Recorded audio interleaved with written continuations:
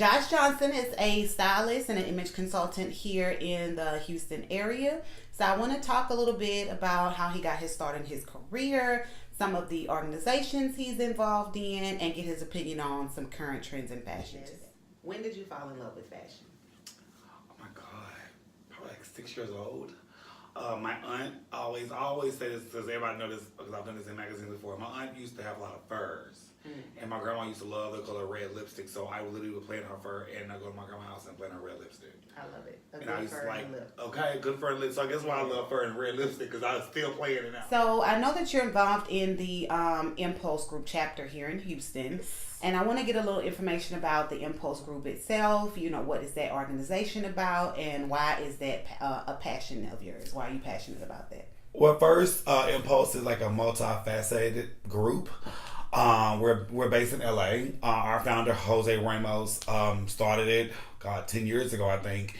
And it started from one chapter. Now it's 24 chapters. He wanted me to be director of events. I'm the only person on the team that's really androgyny as much as I am. And we're the only chapter that's based on African Americans. Talk about, stigma, which basically means we don't judge.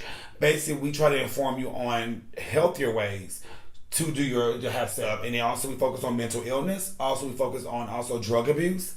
And also we focus on literally HIV awareness, of course. Really kind of unify the LGBT yes, because we need some unify. Right. We need to be unified, to include, lesbians as well as the gays, as well as all ethnicities, involved in the community. And I think that's definitely good. And I think for me, it's a more passion now because I actually like doing event directing. Okay, good. You want it to be a good example. Yes. Absolutely. So you talked about your style being very androgynous. And for those that don't know, androgyny is basically where you don't necessarily identify or gear towards any specific gender norm when it comes to, in regards to fashion. You kind of allow yourself to play with that and dress in between.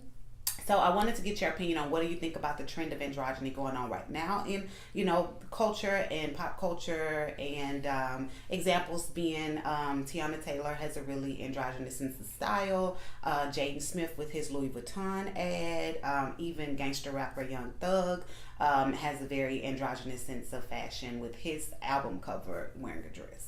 So what do you think about that being, a new kind of trend, so to speak? I like seeing that because it lets people know that you don't have to just be gay and do it. Mm-hmm. You can do whatever you want to. And I think style has changed so much that it's gone back to the revolving times when style first happened. I mean, come on, we're talking about 1900s when the men wore wigs and makeup. Yeah. So I think that, come on now, when the presidents back in the day wore wigs and makeup. So I think that to see those people who are an influence in African American culture, like, it takes a team to make them look like that.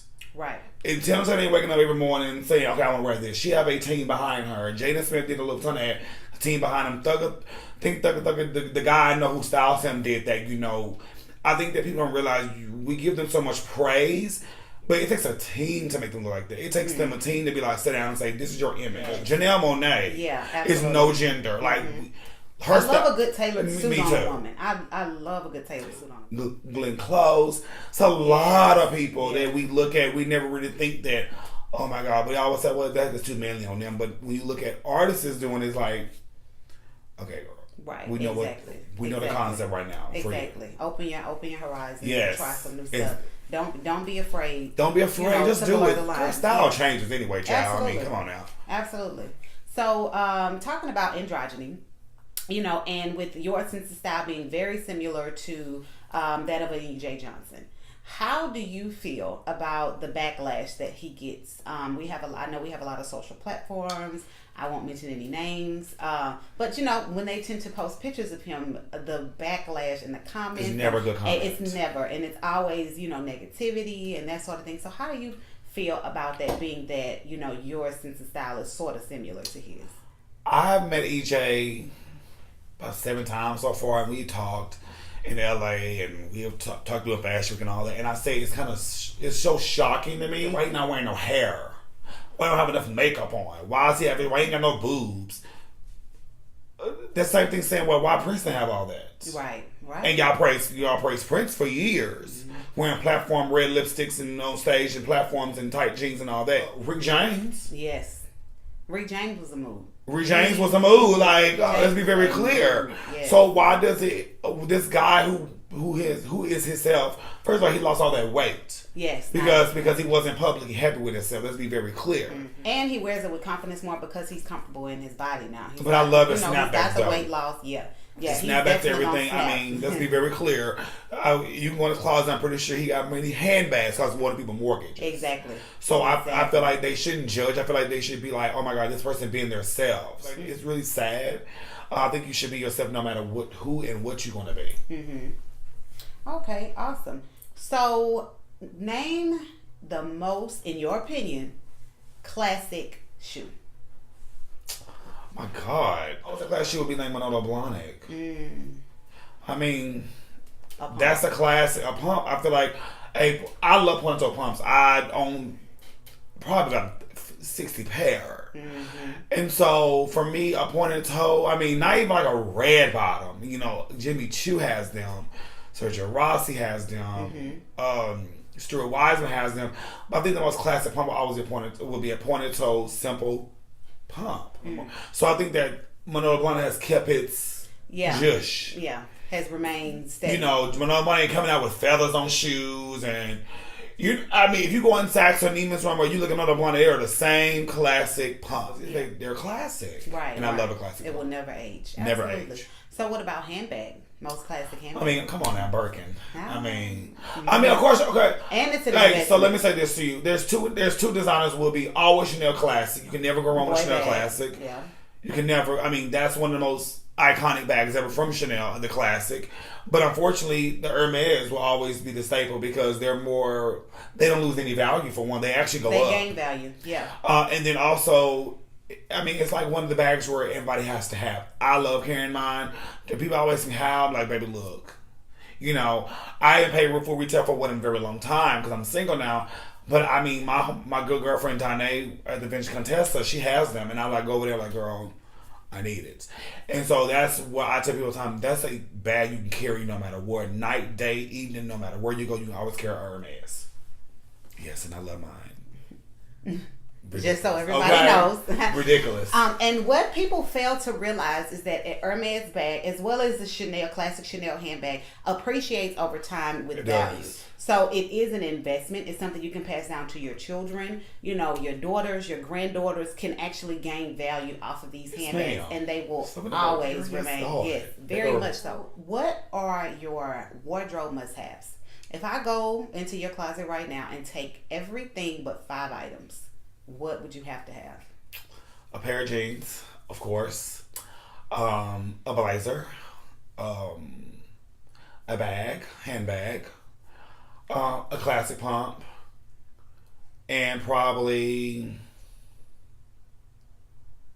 Last one. Dun, dun, dun. I mean, a little black dress. You can never go wrong with a little black dress. Because you can use the same classic pump in the same bag. You can. Okay, absolutely. So, tell us about your client roster. Some of the people that you've worked with. Oh no. Let's talk about that.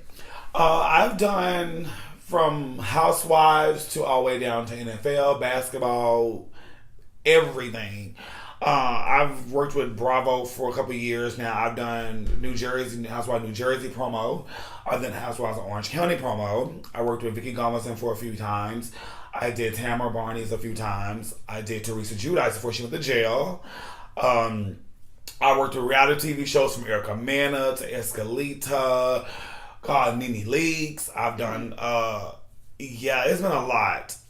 Bigger clients I worked with. I worked with on set with Holly Berry for a Revlon commercial. I've done, who else?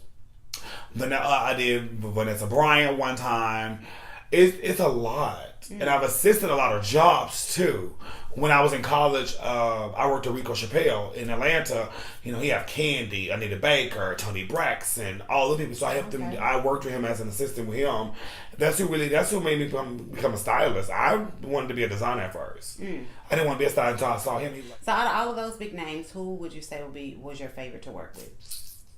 Honestly, my clients right now, my NFL and NBA wives, my baseball wives, we are their therapists. We are the image they wake up to. We are the ones they go to bed with. You go to bed with your husband, but when you walk out that door, you are You're relying on us to make sure you look good. I want like this girl on social media. I think social media plays a huge part with it now. Everybody want to be head to toe Gucci, head to toe Fendi. Everybody want to be in a print. Yeah. Everybody want to be. And it's like, oh my God, girl, no. And there's no actual styling involved in that. That's just mannequin dressing. I mean, I had a client recently spend $20K on a Marquesa dress, but she has the money for it. But I asked her why. People see these celebrities and they go to these, they look at these fashion shows and these award shows and they just assume these people are paying this amount of money for these gowns and not even realizing that a lot of that is just is marketing. And sometimes it takes a stylist to know those connections. Because I remember a point in time where someone was telling me that a lot of the African American actresses couldn't get gowns, but on the grace of the stylist. I mean, I look at Tiffany Haddish. Don't get me wrong. I love La Roche to death. La Roche is he's like my favorite stylist in the world. But Tiffany looks a mess. But look at Zendaya. Look at Celine Dion. They have more access because of the name and the platform. Yeah. And I feel like with Tiffany Haddish, she needs somebody younger. Affect who wants you to be seen in their clothes. I mean, she wore a black platform with her dress she wore to the Golden Globes. I was like, oh God. But I feel like she needs somebody younger and fresh to tap her into. Like when she was with Byron Javert, I feel like she was good with him. I feel like he got her on the right path. But being that I think people always switch over because they feel like the other people have more access. The problem is that but the thing about it is that if the stylists don't match your energy, it's not a good. It's not a good fit. Yeah, you have to have rapport and be able to have. She needs somebody fresh, bad. Yeah, I agree. What do you think about the infamous white dress that kept getting recycled with Tiffany? I mean, I would have cut it. It's like, okay, girl, you could have at least went to Taylor, girl, and got it like cut. Maybe it's like to here, then maybe a cocktail dress. She needs a fresh relationship. She needs a fresh relationship with a new stylist. Should have been discussed. She needs a fresh relationship with a new stylist because you can do the same dress 3 different times with 3 totally different looks, and it makes sense. Sorry, Tiffany Haddish. Sorry, honey. If I gave you total creative control, no budget, how would you dress me? Honestly, I would make you a little more edgier, but a little more still classic because you have a classic style already. I think that when people, it depends on. Now, I would probably get rid of the braids. I'm all about. And then I'm all about the hair. I like hair and makeup. Long hair. Shortly, but it'd be more like curly. Oh, curly. Like wavy, wave Gabrielle Union. Okay. If I had to go with style wise, I would go with Gabrielle Union for you because Gabrielle Union is like timeless, but she's like fun. Right. It'd be more fun because all you wear is black. I love black. You be in color, just like her, how she dresses. Okay, I love a good Gab look. Alrighty, perfect. What is your ideal client? Like someone who just kind of lets you take total creative control, or someone who has maybe sort of an edgier personality, maybe the sugar sweet, Southern Belle. What would you say would be, your ideal client? Fun. Zendaya. I think for her style, I think that he has fun with her luxury. La Roche do. Okay. That's not their client to have fun with. They allow you to do whatever you want to. They allow you to have fun, credit control. No back talk. No back talk. It's a client you want to have. Somebody who give you credit control over everything. Absolutely. With no buts, no. Your celebrity muse. There is no muse for me. I mean, honestly, everybody's style is different. It took me a long time to rediscover that because I was always the person who was into glamour only. No edge, no nothing. I was like, I pass it to somebody else that can do edgy. I think for me, there's really no muse. I think my muse would go back down to like the people back in the day, like Donna Ross, David Bowie, Sylvester is my muse for myself. If I had to pick one person, Tracee Ellis Ross. I love her. She's fun. Period. She's fun. And I like the way she brings every look, every time.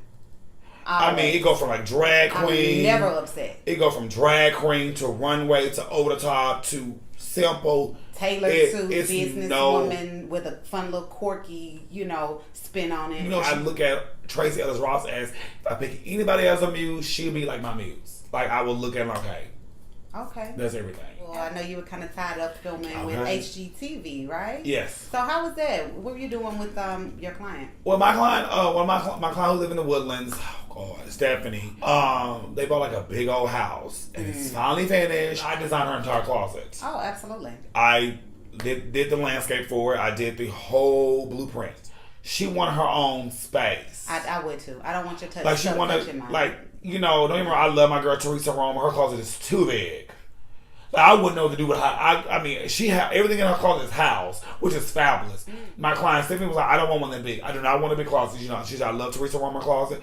I don't want one that big. And that's the one that has the largest closet in the world. Yeah, she has one of the. I met her at you guys' Impulse event, the fashion show that you guys did for Impulse, which was amazing, by the way. I had a really good time. I thought it was really cool, you know, especially with it being sort of like an HIV awareness, and you've got the floor covered in condoms. Okay, and it's coming up again, girl. February. Yeah. Oh my God. Oh man, that's amazing. Yes, February 13th. Yeah, okay, I'll keep that on my calendar. But yeah, I had a great time, and I remember I met her there with the world's largest closet. That's amazing. I live for a fabulous woman who bust through when they Rolls Royce and they Birkin back on and say, "Bitch, I worked my ass off for this." Period.